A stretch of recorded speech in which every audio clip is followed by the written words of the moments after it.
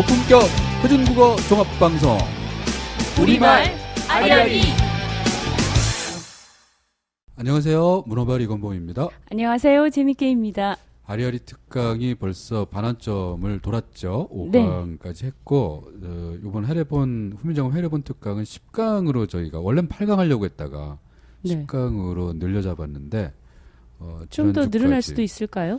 그러지는 않을 걸. 물론 하시게 되면 자세하게 들어가면 꽤 길게 갈 수 있는데 또 우리 일반 그 청취자들이 듣기에는 지금 정도의 속도와 깊이로 해주시는 게 가장 적절하지 않을까. 그렇게 생각하고요. 지난 5강 때 우리가 공부했던 내용이 그 해례본의 해례 쪽에 그 초성자에 대한 거였죠. 초성자의 철학, 그 오행 철학 그런 얘기들을 했었는데 아마 잘 기억이 안 나시는 분들은 6강 들으신 다음에 다시 한번 5강을 다시 듣기로 한번 들어보시는 것도 좋을 것 같습니다. 네, 지금 김수롱 박사님 모시고서 하게 되는 이 강의가 제가 몇 번 말씀을 드렸는데 한 번 더 말씀을 드린다면 훈민정음 해례본 입체 강독본이라는 책에 나와 있습니다. 특히 우리 이 특강을 들으시는 분은 11장에 나와 있는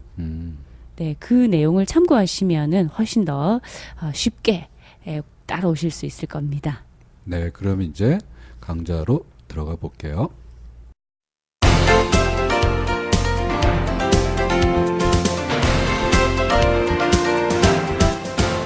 네, 김수롱 박사님 어서 오십시오. 예, 반갑습니다. 안녕하세요. 예, 반갑습니다. 예, 오늘은 이제 6강 절반을 넘어서서 이제 6강으로 들어가는데 이게 해례 쪽에 제자해가 상당히 내용이 좀 많았던 거죠. 그렇죠. 예, 사실 제자해가 반 이상이라고 보면 됩니다. 해례 절반 이상이. 그렇군요. 만든 그 원리. 또 이게 이제 철학과 과학이 막 합쳐져 있기 때문에 더더욱 그런 것 같아요. 예, 아주 정확히 보셨습니다. 바로 우리 훈민정음 제자 원리를 설명하면서 그 과학 보편주의, 철학 보편주의 이걸 함께 설명하다 보니까 되게 길어질 수밖에 없었죠. 그럼 오늘은 그 중에 이제 어디로 들어가게 되죠? 지난주에 초성자 그 오행 철학까지 이야기를 했던 것 같거든요. 제 기억에. 예, 그렇습니다. 그래서 이 오행을 계속 사실은 여러 가지 방식으로 반복이 되거든요. 그래서 오늘도 그 주요 조음기관은 이제 발음기관이라고도 하거든요. 발성 발음기관. 예, 그래서 그 발음기관의 어떤 철학적 특성과 음성 과학적 특성을 설명하고요. 그다음에 이제 청탁에 따른 초성자. 청탁이라고 하면은 그 맑고 흐리다라는 것인데 지금으로 얘기하면 이제 그 예삿소리와 벤소리, 거센소리 이런 또 제자의 특성과 발음의 특성들 소리에 따라서 글자가 만들어진 원리도 좀 다른가 보네요. 예, 그리고 이제 그 또 불청불탁자라고 그 우리가 초성자, 지금의 자음자죠. 그 제자 원리에 따른 기본자가 있거든요. 거기에 따른 설명이 있고, 그 다음에 또 지금 옛니응, 동그라미, 이게 이제 생긴 게 비슷하지 않습니까? 이게 왜 생긴 게 비슷한지, 그 어떤 특성 때문에 그런 건지 이런 걸 설명하고 있고요. 그 다음에 그 예삿소리, 거센소리, 댄소리, 요거를 또 재밌게 나무에 비유해서 설명하고 있고, 그리고 이제 후음, 지금 목소리, 이 글자들이 또 여러 특성상 아주 그 중요한 특성이 있거든요. 그걸 설명하고 있고, 그리고 이제 순경어 비읍을 설명하고 있는데 오늘 강의가 이제 거기까지. 순경어 비읍까지. 먼 길인 것 같기도 한데 시작하면 금방 가더라고요. 자, 처음부터 어떻게 들어가 보시죠. 그러면 그 주요 그 아까 말씀드렸던 발음 기관과 방위를 어떻게 설명하고 있는가 이걸 이제 살펴볼 텐데요.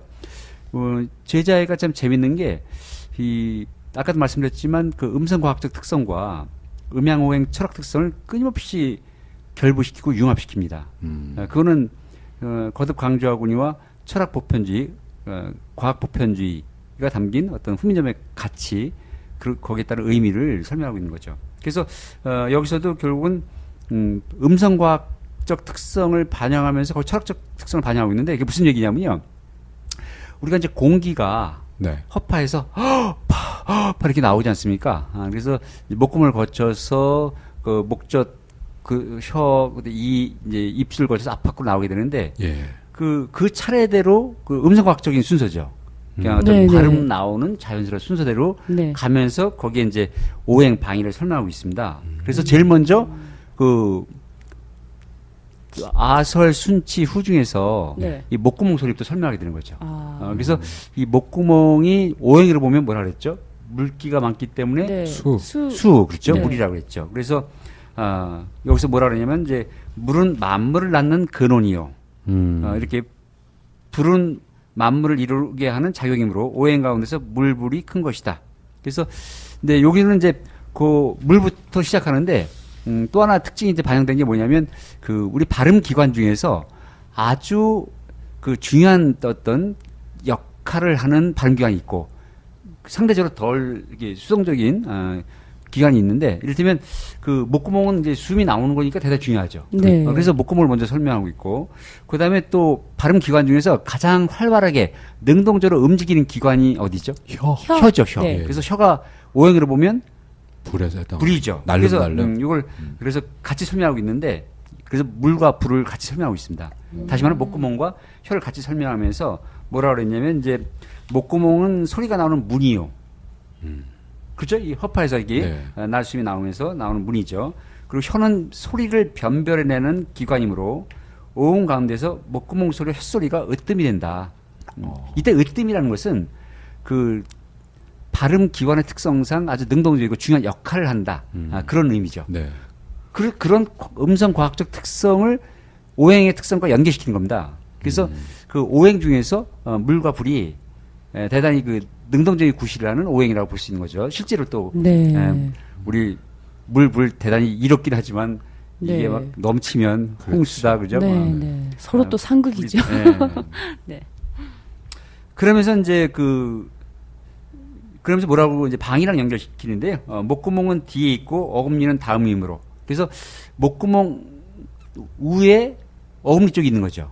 그래서 또 반대로 얘기하면 어금니 쪽 밑이 목구멍이 되는 거죠. 그래서 이제 그래가지고 목구멍이 방위로 봤을 때 북쪽이고, 그다음에 물이니까 북쪽이고, 그다음에 불은 남쪽이고, 그래서 이렇게 방위를 설명하고 있고요. 그럼 그런 방위는 원래 그 불과 물에 대한 방위는 오행 사상하고 연결이 되어 있는 건가요?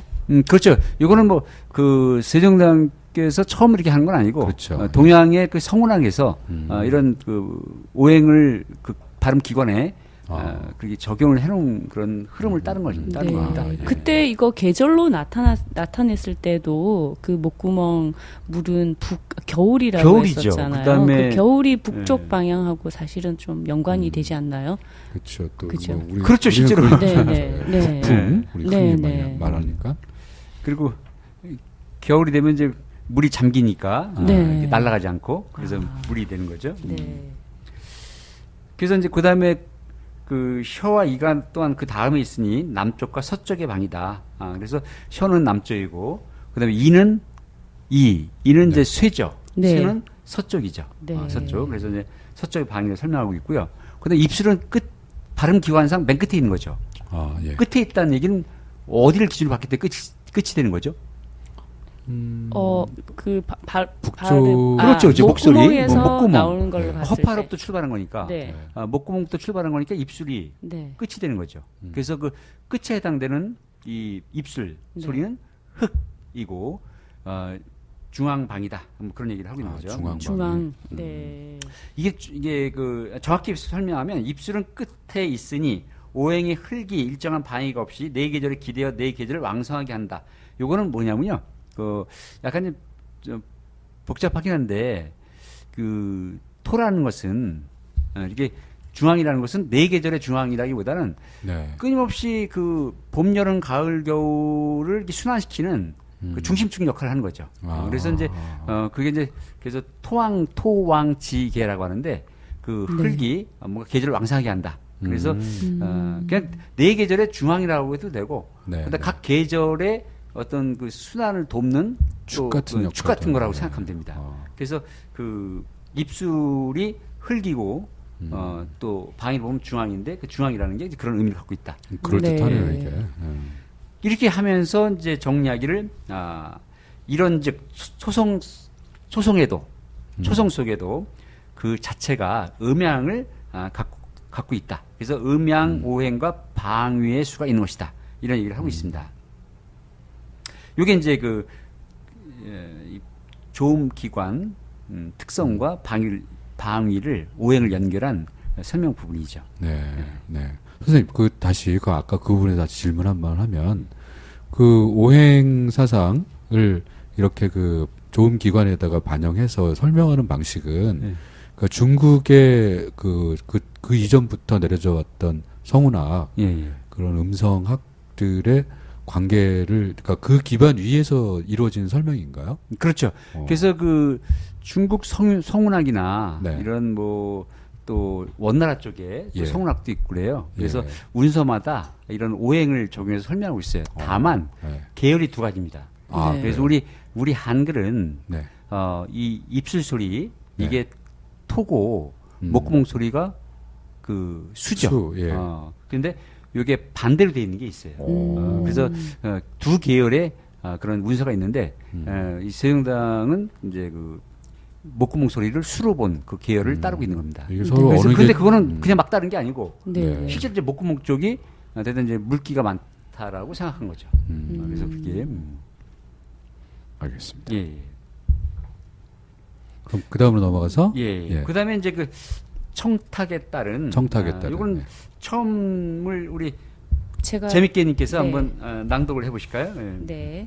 또 말소리를 맑음과 흐림으로 말하자면 기, 디, 비, 지, 시, 히는 아주 맑은 소리 전청이 된다. 거기서 시라고 하면 안 되는 거죠. 그냥 네. 약하게 여린 히읗 표시였는데 제가 어떻게 구분을 소리로 해야 될지 몰라가지고 역시 우리 재밌게님은 한글 운동가답게 한글 쪽으로 읽으시군요. 저는 사실 그 한문 읽으시라고 한 건데. 그랬습니까? 그래서 여기서 이제 한문을 먼저 보면 우, 이, 성음, 청탁, 이, 언지, 컨대. 그러면서 이제 기디비지, 시, 이는 위, 전청이 이렇게 나오고 있거든요. 그래서 그 청탁이 여기서 이제 그 음가를 구분하는 거기에 따른 그 글자를 분류하는 기준이 되는 거죠. 그래서 맑음과 흐림 이런 걸로 분류를 하겠다. 이것도 우리 여기 세종께서 한 헤라본의 어떤 독창적인 건 아니고 그 중국 운서에서 이렇게 청탁에 따른 음을 분류를 한 거죠. 그래서 이제 결국은 그 우리가 지금 얘기하는 예사 소리, 기디비, 기역, 디귿, 비읍 이런 것들은 맑은 소리, 전청. 전청을 이렇게 쉽게 풀어내는 그 용어가 이렇게 국어학 쪽에서 이렇게 정립이 안 돼 있어요. 그래서 그러다 보니까 이제 전청이라는 그 용어를 그대로 씁니다. 그래서 그래서 저는 이제 이거를 여기서는 그걸 그대로 쓰자고 하니 우리 고등학생 수준에서 쉽게 이제 이해할 수 있는 번역을 해보려고 했던 건데 이제 어려울 것 같아서 이걸 절충을 했습니다. 이게 뭐냐면 전청은 아주 맑은 소리. 아주 맑은 소리. 그래서 그 아주 맑은 소리 전청이 된다 이렇게. 그래서 근데 여기서 만약에 전철 빼버리고 아주 맑은 소리가 된다 이렇게 얘기하면 그 어떤 학술 용어로서 또는 그 예사 소리를 가리키는 그 당시 용어를 살릴 수가 없어요. 그래서 아주 맑은 소리다 그러면 이게 그냥 설명하는 말인가? 100% 일치하는 그런 건 아니거든요. 그래서 그 전청을 그 가장 근접하게 쉽게 그 용어에 맞게 풀어낸 게 아주 맑은 소리니까. 이게 그 전자가 보통 완전하다 할 때 쓰는 그 전자가 맞는 거죠. 맞죠. 그러다 보니까 제가 이제 그렇다고 완전한 맑은 소리 이렇게 하기에는 그런 건 아니고 그냥 앞전자가 아니고. 그래서 아주 맑은 소리 이렇게 했고요. 그다음에 키티, 피치, 히 이런 지금의 거센 소리. 또 한자어로는 격음이라고 하죠. 그러니까 요거는 이제 그 차청, 다음 차자. 그래서 이거는 버금 맑은 소리, 아주 맑은 소리보다 덜 맑다. 그래서 그 다음으로 맑은 소리, 버금 맑은 소리. 그다음에 지금 우리가 얘기하는 끼띠, 삐찌, 쌍씨, 네. 그다음에 네. 쌍이읒. 네. 요거는 쌍히읗도 있군요. 네, 네, 쌍이읒은요. 네. 지금 안 쓰죠. 네. 네. 안 쓰는데 이거 쉽게 발음할 수 있어요. 어떻게 쉽게. 어떻게 발음할까요? 쌍이읒. 또 세게. 어쩌면 히읗보다 세게 하는 거죠. 이제 되게 하면서 세게. 그냥 세게. 소리 이거 된소리에 뒤에서부터 가까운 힘을 거니까. 넣어서 이렇게 하나요? 이렇게 생각하면 돼요. 모기로처럼. 우리가 뜨거운 호빵을 샀다고 생각해 보세요. 오. 네. 아주 뜨거워. 네, 그래도 네. 호 이렇게 하잖아. 그러면 그 키 발음이 네. 들어간 히읗 발음이 나온다. 그쵸. 이게 그렇죠. 네, 쌍이 발음인데요. 근데 근데 너무 또 그냥 호 이렇게 너무 큰 소리가 네. 강하면 네. 이게 마치 거센 소리처럼 생각을 그렇죠. 드는데 네. 여기 이제 된 소리니까 좀 된 소리라는 게 뭐냐면 소리가 엉기는 겁니다. 엉기는 예, 거. 그래서 엉기다 보니까 이제 그 거센 소리 요소를 최대한 줄이면서 네. 강하게 되게 이게 발음하면 이제 쌍이 발음이 되는 거죠. 그래서 요거는 이제 그 전탁. 그래서 그 전자는 아까 그 전청의 전자가 네, 똑같고요. 네, 네. 그래서 아주 흐린 소리 이렇게 번역을 했습니다. 그리고 마지막으로 이제 예니응, 그다음에 니미, 동그라미, 네. 리을, 그다음에 반시옷. 이 반시옷은 어떻게 생겼죠? 반시옷. 삼각형. 세모꼴이죠. 삼각형. 네. 이걸 이제 반치음이라고 보통 그러는데 네. 정식 그 문자 명칭은 반시옷입니다. 시옷. 그래서 표준국어 대사전에서 네. 반시옷 이렇게 실어놨고요. 물론 반시옷이라는 용어는 네. 당연히 해례본에 나오는 용어는 아니고 예, 이제 예. 지금 가리키는 그런 문자 명칭이고요. 네. 반치음이라는 것은 의문에 따른 음가 명칭입니다. 그래서 뭐 글자 어떻게 이름이 보든 아니네. 시옷보다 이렇게 시옷이라는 음가의 반이다. 네. 그러니까 시옷보다 더 약한 소리다. 그리고 시옷은 안 울림소리, 마찰음. 근데 이 반시옷은 울림소리, 영어의 Z 발음과 비슷해집니다. 네. 네. 그래서 요거는 이제 그 많은 분들이 발음하기 어려워하는데 어떻게 하면 될까요? 반시옷. 시옷보다 약하게 하면서 목청을 울려서 울리면, 나와야 됩니다. 네, 그래서 목청을 울려서. 한번 스 해보실까요? 스. 그때보다도 윗니 아랫니를 더 붙여서 그러면서 목청을 울려서 조금 약하게 그래서 즈 그러면 그렇죠. 그 영어의 그 Z 발음과 비슷하게 나옵니다. 네. 이게 이제 그 울림소리 반시옷이죠. 그래서 그리고 여기서는 그 울림소리를 뭐라고 불렀냐면 불청불탁이라고 했습니다. 그러니까 울림소리, 울림소리 한자가 유성음이죠. 네. 이런 용어들은 이제 그 근대 언어학에서 서양 음문학에서 들어온 용어고, 이제 이때는 당연히 그런 용어를 안 썼죠. 네. 그래서 불청불탁, 요거는 지금의 유성음, 울림소리다 이렇게 생각하면 됩니다. 그러면 다시 나눠보면 정리를 해보면 그 전청 그렇죠. 전청, 전청이 있었고 전청이 네. 예사소리 지금의 예사소리 그 기, 디, 비, 시, 시, 그다음에 열이히읗, 히, 예, 그리고 그다음에 그거보다 버금 맑은 소리로 그렇죠. 차청이라고 부르는 지금의 거센 소리, 거센 소리라고 하는 키, 티, 피 뭐 이렇게 나가는 치히, 치히. 그렇죠. 예, 그다음에 전탁, 전탁. 아주 흐린 소리. 예, 아주 흐린 소리, 된 소리라고 지금 얘기하는 히, 티, 비 뭐 이렇게 나가는 거 있고 불청불탁 이렇게 있고. 예. 그다음에 여기서 주의할 것은 이 지금의 그 된소리 글자 네. 이게 지금과 똑같은 된소리라고 생각하면 안 됩니다. 그래서 요 글자들은 이제 그 전탁음이라는 거 네. 중국 쪽에서는 이게 유성음이라고 해서 일부 학자들은 요 글자는 중국과 같은 유성음이다라고 보는 학자가 있는데 저는 거기에 동의하지는 않습니다. 그래서 이거는 그 지금의 된소리와 아주 똑같은 건 아니지만 네. 된소리 가까운 이게 이제 그 엉기는 소리라고 했는데 그래서 기억을 똑같이 나란히 놓은 것은 기억 발음을 더 강하고 길게 엉겨서 발음해라. 길게. 그래서 그냥 까마귀 네. 이를테면 이제 까마귀 쌍기역이 들어간 발음 네, 네. 이거를 이제 만약에 뭐 까마타 그러면 네. 까 이때는 쌍기역 지금의 된 소리죠. 네. 근데 이 당시는 가마타 가. 가 이렇게 그래서 가. 엉기면서 나오는 그 파열음. 네. 그래서 근데 유성음에 가까운 무성음이었지 않겠느냐, 무성음이었지 않겠느냐라고 저는 개인적으로 이렇게 봅니다. 학자마다 의견이 달라요. 그래요. 또 녹음이 남아있질 않아가지고 참 어렵네요. 그게 궁금해요. 그 당시에 소리를 어떻게 유추해서 분명한 것은 네. 당시에 지금처럼 그 댄 소리가 지금처럼 강하게 발달되어 있지는 않았습니다. 똑같지는 않았다는 건 분명하고 그렇다고 해서 중국처럼 유성음이라 보기는 좀 어렵다. 다만 그 유성음에 가까운 뭐 그 무성이었다고 보는 거죠. 네.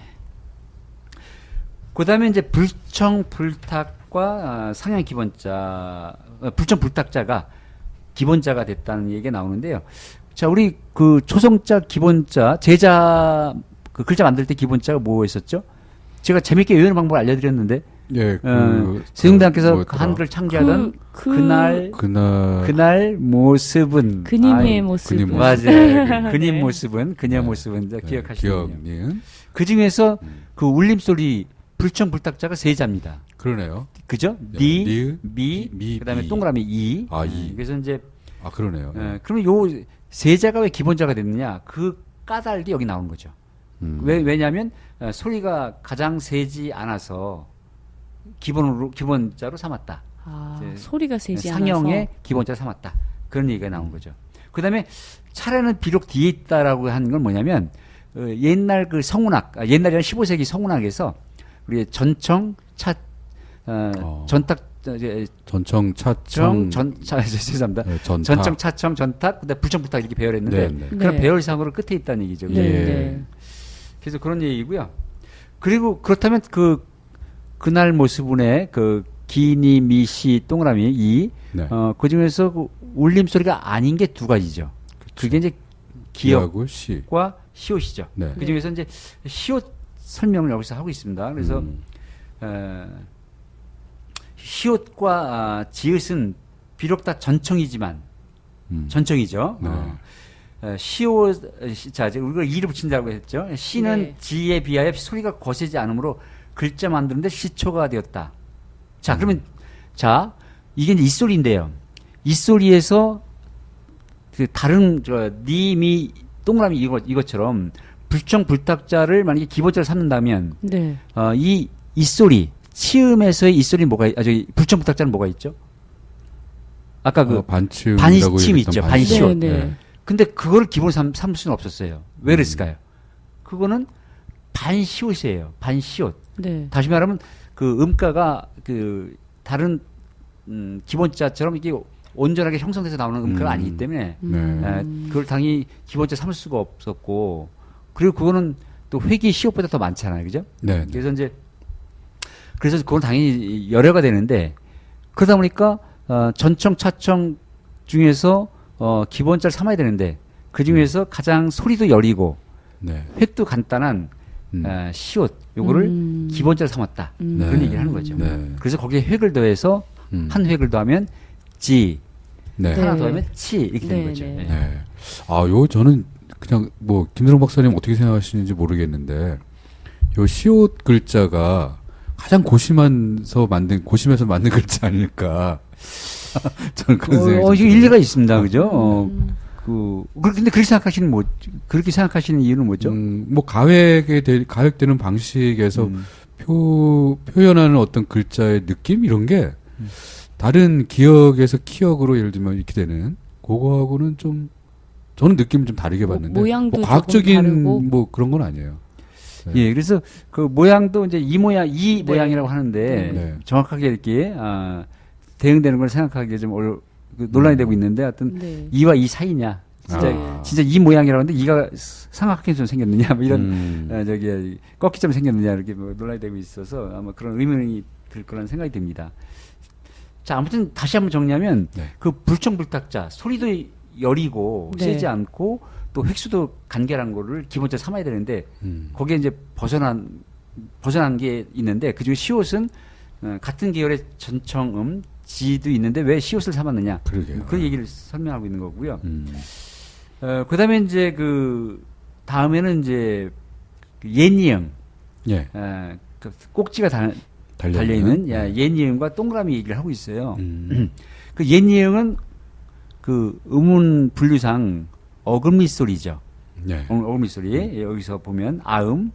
그래서 여기 뭐라 그랬냐면 이제 오직 어금니 소리 옛 이응은 비록 혀뿌리가 목구멍을 막아서 코로 소리 기운이 나가지만 그 옛이응, 그 옛이응의 소리는 동그라미, 후음과 비슷해서 운서, 중국 운서에서도 옛이응과 동그라미가 많이 혼용된다. 그런 얘기를 하고 있어요. 이게 참 일반인들이 이해하기 어렵습니다. 그죠? 근데 이게 뭐냐면요. 그 한문, 원문을 보면 의심할 의자가 옛이응을 나타내는 중국 운서에서 네. 옛이응에 해당되는데 다시 말씀드리면 중국은 이 성모와 운모로 나눠요. 그렇죠. 그 하나의 그 음절을. 네. 그래서 성모는 우리의 초성자에 해당되는 거고요. 그다음에 운모는 중성자, 동성자를 합치거나 뭐 이렇게 또 동성자 없는 그런 걸 가리키거든요. 그래서 그 중국 운수에서 의심할 의자 거기에 이제 초성에 그 옛 이응이 붙어 있어요. 이게 중국에서도 아음입니다. 어금니 소리. 그리고 그다음에 이제 한자에서 거기 보면 그 깨우칠 유자가 있어요. 네. 요게 이제 중국 운수에서 동그라미 후음이에요. 근데 사실 지금으로 보면 이 동그라미와 옛이응은 음가는 확 다르죠. 동그라미는 이제 후음이고 옛이응은 이제 어금니 소리고 다른데 다만 그 인접해 있어요. 그래서 한 번씩 제가 이제 그 옛이응 발음하는 법 알려드렸죠, 그죠? 네. 뭐 응어제, 응어, 사실은 그 응어, 이렇게 옛이응 요게 그 목구멍 위에서 나잖아요. 네. 그다음에 이것도 이제 옛날식으로 본다면 저기 목구멍 소리니까 그 밑에서 나고 그래서 인접해 있다 위치상으로.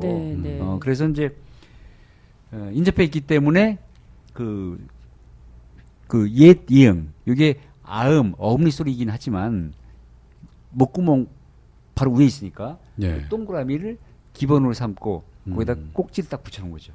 그래서 아주 이런 음악적 특성과 위치상의 특성을 살려서 세운당께서 또 모양으로까지 그렇게 살려서 연기해서 만든 거죠.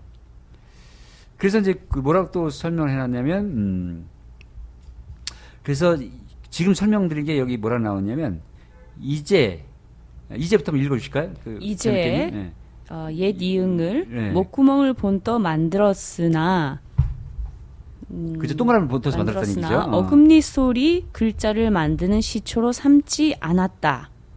대개 목구멍은 물에 속하고 어금니는 나무에 속하는 까닭에 옛 이응은 비록 어금니에 속해 있으면서도 이응과 비슷하여 마치 나무의 싹이 물에서 나와 부드러우며 거의 물기가 많음과 같기 때문이다. 그렇죠. 그러니까 그 꼭지가 달린 옛 이응은 아음이잖아, 아음. 근데 울림송이라서 그 아음의 시초에 삼을 수는 있죠.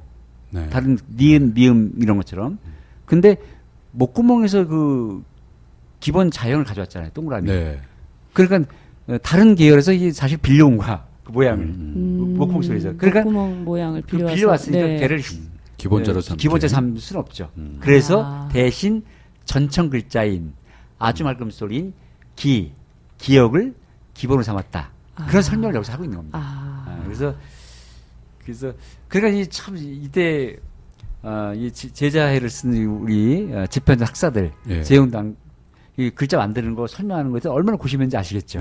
여기서 그냥 그 불청불탁자를 기본자로 삼아야 되는데 그 두 글자 시옷과 기역 요거는 이제 불청불탁자 아닌 걸 그 시초 제자 원리 상형 기본자 삼은 거에 대한 명분을 만들었는데 왜 그랬는지 음악적 이유, 차학적 이유 이걸 막 그냥 구구절절 설명하고 있는 겁니다. 그렇군요. 그래서 그렇게까지 하면서 그 일관성에 어긋났지만 그렇게 할 수밖에 없는 것이 오히려 과학이다. 그 음운학적 특성에 맞다. 이런 걸 얘기하고 있는 겁니다. 어떻게 보면 원칙이 아닌 듯하나 그런 원칙을 세우는 거에 대한 설명을 그렇죠, 맞죠. 아주 하신 거네요. 명쾌하게 정리 잘 해주셨습니다, 그죠? 그래서 근데 그러니까 이 사실 발음의 특성이라든가 거기에 따른 제자 원리 이런 게 맥락에 따라 달라질 수 있기 때문에 우리 기계적인 획일화된 기준을 세우는 것보다는 맥락에 맞게 오히려 그 기준을 바꿔주는 게 오히려 맥락에 따른 과학이다. 저는 이제 그렇게 생각합니다. 그래서 제가 조금 우스갯소리로 이렇게 표현해도 되는지 모르겠는데 이 옛 니응은 목구멍 모양에서 이렇게 따서 모양을 만들었기 때문에 약간 이 시대적으로 약간 서자 취급받는 건가 이런 생각이 들어요.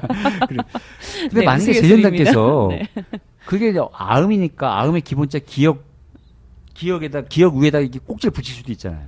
그렇죠. 네네네. 근데 그렇게 하게 되면 목구멍 위에서 나오는 그 음의 특성, 그런 특성을 살릴 수가 없으니까. 그렇죠. 제자 원리의 일관성은 지킬 수 있을지 모르지만 음악적인 특성을 반영 못하는 글자가 되는 거죠. 얼마나 이 소리와 이 그 기관의 구조 이런 것까지 다 이렇게 생각해서 만드셨는지. 글자의 모양. 그러니까요. 그거를 이제 다 그 일관되게 소리의 원리와 그 다음에 철학적인 사고와 모양과 이런 걸 다 감안해서 이렇게 하셨군요. 그러게 말이에요. 그래서 진짜 그 세종대왕께서는 그 당시에 최고 지식인들인 사대부들을 설득하면서도 또 이렇게 이 글자를 배우게 되는 사람들이 그런 민초 우리 백성들이 합리적으로 받아들일 수 있게끔 이렇게 아주 친절한 섬세한 설명을 하고 있습니다. 그리고 나서 이제 또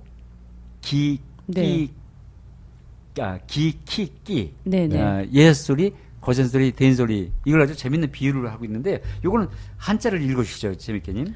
그럴까요? 네, 기는 목지 성실이요. 성지리요. 글자가 너무 작아가지고. 그렇습니다. 끼는 목지 장이요. 노안이 오셨죠? 끼는 목지조 장이니. 로장이니. 로라고 적혀 있네요. 예, 그런데 동업지 정의하지 않아서 그렇습니다. 고지 차내 개취 상어 아야니라. 아주 잘 읽어주셨습니다. 노안인데도 불구하고. 근데 요거는 우리 청취자분들을 위해서 좀 보충 설명이 필요할 것 같아요. 그렇죠. 예, 우리가 이제 해례본이 한문이다 보니까 한자를 어려워하는 분들이 많아가지고 그 한자 밑에다가 그 음을 달하는 거죠. 근데 음이 워낙 작으니까 노안이 아니더라도 잘 안 보입니다. 굉장히 글자가 작습니다. 제가 읽으시라고 한 거 자체가 고문. 저를 놀리시려고 지금. 양해 좀 해주시기 바라고요. 자, 그래서 여기서는 이제 어떻게 비유했냐면 그 기역은 나무가 바탕을 이룬 것이고, 그다음에 키읔 그 거센 소리는 나무가 무성하게 자란 것이고, 그다음에 된소리 글자 이거는 나무가 늙어 굳건해진 것이니 이는 한글같이 모두 어금니 소리를 본뜬 데서 비롯된 것이다. 그래서 그 어금니 소리가 오행이를 보면 나무잖아요. 그죠? 그러니까 그 오행이라는 나무의 특성과 그 끼라는 글자의 모양을 연관시켜서 설명하고 있는 겁니다. 이거 진짜 재밌어요. 이거. 그러게 말이에요. 그죠? 이건 단순한 비유가 아닙니다. 다시 한번 저기 보면 기는 나무가 바탕을 이룬 것이고 키는 나무가 무성하여 자란 것이고 끼는 나무가 늙어 굳건해진 것이니 이렇게 설명하고 있네요. 그래서 실제로 이제 우리가 쌍기역이라고 하죠. 지금은 요 글자는 이제 그 나무가 늙어서 굳건해졌다. 뭔가 그 기역이 거듭 이게 나란히 썼잖아요. 이게 이제 나무가 원숙해져가지고 실제로 이게 이제 소리가 엉겨서 나오는 건데 뭔가 좀 굵직한. 자, 우리 할아버지들께서 그 인생 연륜이 쌓여가지고 자, 이 할아버지 말을 듣거라. 그래가지고 묵직한 음성이 나오는 그런 연상될 정도로 그런 아주 그냥 오래된 나무의 모습을 연상해주는 글자 모양. 또 소리도 그렇고. 그러니까 여기서 이런 비유는요, 단지 그 문자 모양만 가지고 이런 비유를 든 게 아니고 소리 특성까지도 반영해서 이런 비유를. 그러니까 그 모양이 소리 특성을 참 잘 반영한 것 같아요. 전체적으로. 맞아요. 볼수록 그러네요. 근데 그러니까 이렇게 잘 정리가 돼 있고 설명이 돼 있는데 옛날에 그 해례본이 발견되기 전이라서 그랬을까요? 그때 뭐 하여간 아닌데 제가 1970년대 중반 뭐 이때쯤에 읽었던 어떤 책들에 보면 늘 그 세종대왕께서 이 문살 그러게 격자 모양을 보고 뭐 발명 만들었다. 이런 얘기를 늘 했단 말이에요. 그게 지금도 그렇게 알고 있는 사람이 있어요. 그게 아마 그 책이 발견돼서 연구되기 이전에 나온 책들이 그게 워낙 널리 퍼져가지고 사람들이 그게 진짜인 거냐. 그런 얘기가. 네. 일제시대 때 나온 얘기 아니에요? 아닙니다. 18세기 때 그 실학자 중에 가장이 아니고 아주 그 박식했던 이덕무라는 분이 펴낸 청장관 전서라는 백과사전에 세속의 전화기를 그러면서 그 얘기를 실어놨습니다. 그러니까 그 이덕무 선생도 후미자 해협을 못 본 거죠. 못 봤는데 또 그런 얘기를 믿을 수는 없으니까 그냥 자기가 이렇게 만들었다라고 안 써놓고 세속에 전해 내려오기를 이렇게. 그러니까 그 이덕무 선생이 만든 것도 아닙니다. 그냥 계속 그런 얘기가 내려온 겁니다. 그래서 세종대왕께서 화장실에 가셔가지고 대변 보시다가 문자를 보고 만들었다. 근데 참 우리가 세종대왕께서는 화장실 간 적이 없는데 맞습니다. 그런 엉터리 설을 믿었다는 게 아마 그게 보통 그 일반 사람들이 그때는 뭐 평민이든 뭐 누구든 그 본인이 그런 글자를 알고 화장실에 가서 혹은 보니까? 방 안에서 보니까 거기 모양들이 있으니까 떠올리기 좋았던 거야. 그렇지, 맞아요. 실제로 그래서 갖다 붙인 이야기가 아닐까. 사실 문살에 다 있어요, 사실은. 문살에 기역, 니은, 디귿, 리을 다 있잖아요, 그죠? 문고리까지 하면 동그라미까지. 아마 그랬을. 한글이 재밌죠. 이것도 추측이죠, 우리들의. 다만 이제 그런 설을 그 일제시대 때 더 뭐 강화됐다 그런 얘기가 한글을 비웃기 위해서 뭐 그런 얘기도 있습니다. 네. 그리고 이제 다음으로는 이제 후음 전탁자가 나오는데요. 자, 저 두 분께 여쭤볼게요. 그 쌍기역, 쌍디귿 이런 것들은 아까 전청, 차청, 불청, 부탁 중에서 어떤 거를 거듭 쓴 거죠? 전청자를. 그렇죠. 전청을 거듭 쓴 거죠. 그래서 그러면 쌍이읒은 히읗은 그 여리히읗이 전청이고 히읗은 차청이에요. 차청이었죠. 근데 그 쌍이읒은 전청을 거듭 쓰게 되면 여리히읗을 두 개를 써야 되잖아. 근데 왜 이것만 이 후음만 차청을 거듭 썼나요? 왜 그랬을까? 그 설명이 여기 나옵니다. 그래서 왜 그러냐 했더니 이제 그 전청인 여린 히읗이 이게 거듭 쓰려면 소리가 엉기려면 뭔가 좀 기본 음가가 좀 어느 정도 잘 드러나야 되는데 너무 약해서 엉기질 못한다. 너무 여려가지고. 여려가지고. 왜냐면 여린 히읗은 동그라미 음가가 있는 듯이 없는 이런 동그라미랑 가깝다 그러거든요. 들릴 듯 말 듯. 그러니까 그걸 가지고 거듭 쓰게 할 수 없는 거죠. 그러니까 이것도 과학이죠. 만약에 일과성을 지킨다고 해서 전체 글자인 여린 히읗을 만약에 똑같이 만들었다고 한다면 그럼 우리가 아까 했던 막 호빵 불 때 그 소리가 나올 수도 없고 다른 된소리 글자 그 당시로 얘기하면 전탁자 다른 전탁자의 음가와 같은 계열이 안 되는 거죠. 굉장히 세심하게 배려했네요. 그러네요. 납득이 충분히 납득이 되는 그런 이유였습니다. 그러니까 이 훈민 정음이잖아요. 소리가 그대로 문자가 되고 문자 소리가 되는. 그래서 소리 이치와 문자 이치를 아주 그냥 정확하게 일치시키려고 애쓴 그런 한 근거를 또 여기서도 볼 수 있는 거고요. 이제 마지막으로는 이제 순경어 비읍이라는 걸 설명하고 있습니다. 그래서 순경어 비읍 밑에 동그라미 붙어 있잖아요. 요거는 뭐 우리가 그 기본자 28자에 들어있지 않죠. 그런데도 여기서 설명하는 이유가 있어요. 왜 그럴까요? 중요해서? 비록 기본자는 아니지만 일부 지역에서 뭐 일부 지역뿐만 아니라 그 당시는 이 음가가 이렇게 그래도 꽤 많이 쓴 쓰여서. 거죠. 그래서 우리가 뭐 덥다, 더워 이거를 경상도 지역에서는 지금도 뭐라 그러죠? 더워서. 더워서. 그렇게 발음하면 안 되고요. 아우 더워라 이러면 더버라 이러고요. 경상도가 재밌게 좀 경상도가 고향인가요? 경상도, 역시 원어민 계시니까 이렇게 정확하게. 그 더버라뿐만 아니라 추워라도요. 그렇죠. 추워라 이렇게 그러죠. 추워라 이렇게 얘기를 해요. 맞아요. 그때 이제 순경어 비읍이라는 것이 여기 뭐라 그러냐면 동그라미 입술 소리 아래에 이어서 쓰면 입술 가벼운 소리가 된다. 이거는 그 모양 그대로 하면 돼요. 자, 비읍만 발음해 보세요. 비읍만. 부. 입술 소리죠. 윗 입술과 RMC 닿다가 붙었다 떨어지면서 파열되면서 떨어지면서 이제 나오는 소리죠. 거기다가 그렇게 내대 동그라미니까 동그라미 후음이잖아요. 후음을 섞어버리세요 거기다가. 그래서 이렇게 되는 거죠.